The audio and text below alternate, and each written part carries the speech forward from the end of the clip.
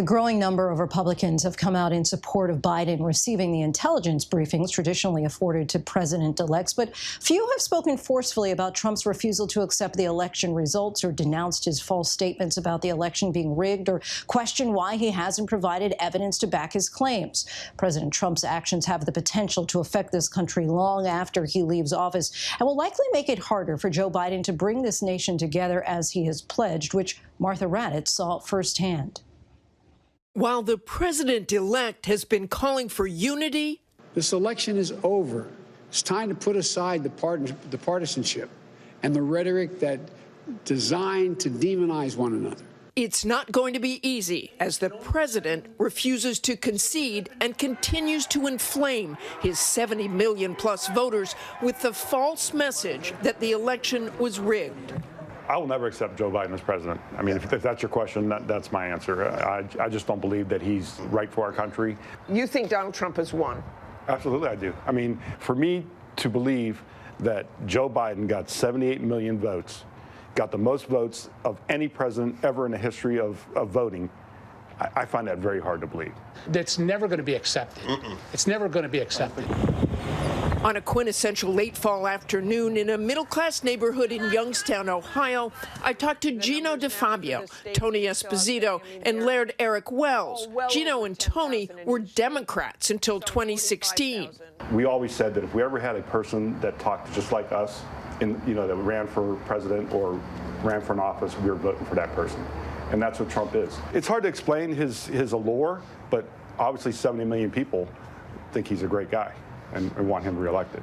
As Trump continues to baselessly declare he won the election, it resonates with these men.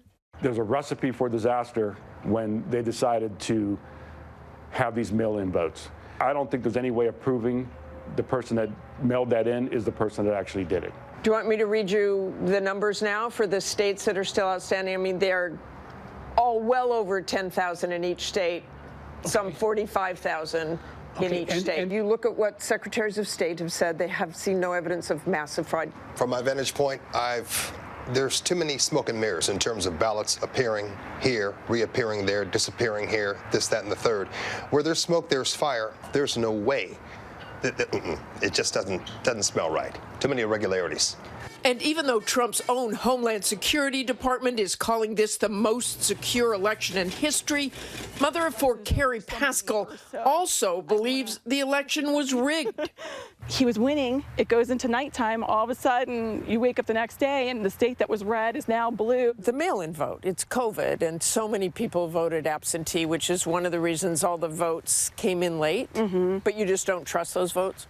They kept finding them. It's like, how come you're finding them here, find them there? You weren't finding them in big Republican districts. It just seemed kind of crazy that everything that seemed to come in, how is it 100% Biden? The New York Times just did a massive calling every Secretary of State or some representative from each state, and every one of them said they saw no evidence of systemic fraud or any sort of massive fraud in each and every state. Well, I think they're totally... I think there was fraud going on. She gets along with her neighbor Mike Hall, a Navy veteran and Biden supporter, when they don't talk politics.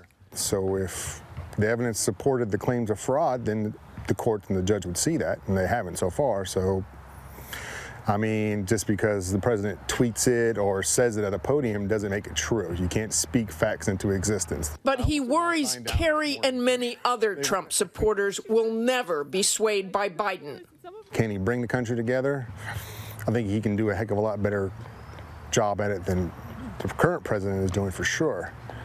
But one man is not going to heal this country. There's just too much divide. If the 70 million people that voted for Donald Trump don't come to grasp with the fact that this election was legitimate, and they don't accept it, I don't know how we're going to be able to heal that divide. Back in September, I met Lynn Kincaid and his sister Arthur Schollenberger in Hamilton, Ohio, outside of Cincinnati.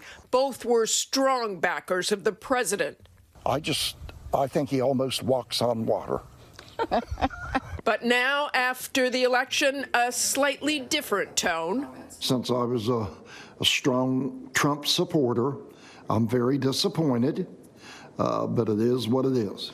and a slightly different tune than the president on conceding the election. When the final count comes in, I hope he will be like all past presidents and politely accept the results of the election and have a good transfer of power. I'm disappointed that Mr. Trump lost the election. I'm not disappointed that he didn't concede, but when the final tallies are in, I hope he will concede. I think that's the right thing to do and be presidential.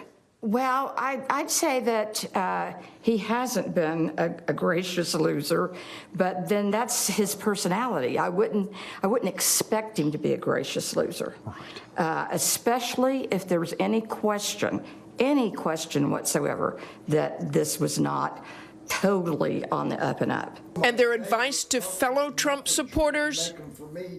If they would just say a prayer to our good Lord and say, Lord, this is the results. We'll like it or not, we're going to have to live with it, and we need to work together as one nation to do what's best for this whole world. If we support Mr. Biden, and hey, he's our new president, if he is our new president, we should support him. I still believe that time heals everything. And I think that we can all work together, and we still have a great future in this country. Some hoping that that old adage remains true, that time, in fact, heals all wounds. Martha Raddatz joins us now. And Martha, you've been traveling this country throughout the election. What's the one thing that sticks out to you most after this most recent trip? Well, I think just how extraordinary it is that really Donald Trump can say anything, and there are many of his supporters who believe it. They don't believe in fact-checking. If I bring up fact-checking, they say, we can't believe that, we'll go to social media. And this, to me, this trip was important to hear those voices, because even after Donald Trump is out of office, this has resonated so much throughout the country that it's not just Donald Trump, it's people who support him still, and as some of them say, forever. And Joe Biden's going to have a more difficult time trying to unite the country because of that. And switching gears while we have you, we're learning tonight that the Pentagon may be expecting orders to reduce troop levels in Afghanistan and Iraq before Biden's inauguration. What more are you hearing about this, and what do we know about the president-elect's views on troop levels? Well, you know that President Trump in October tweeted that all U.S. troops should be out of Afghanistan by Christmas. He got a lot of pushback from the military and from his Secretary of Defense at the time, Mark Esper, who reportedly sent a classified memo to the White House warning of this rapid troop withdrawal that the president was suggesting. Then Mark Esper was fired, and now we have this draft order that will likely appear on Friday. They will reduce the troops. Not all of the troops will be leaving. Reduce from about 4,500 to 2,500 in Afghanistan, and also in Iraq from 3,000 to 2,500. But of course, Joe Biden has never been an advocate for staying forever in Afghanistan either, and he has advocated for a smaller number of troops as well. Lindsay. Martha Raddatz, thanks so much.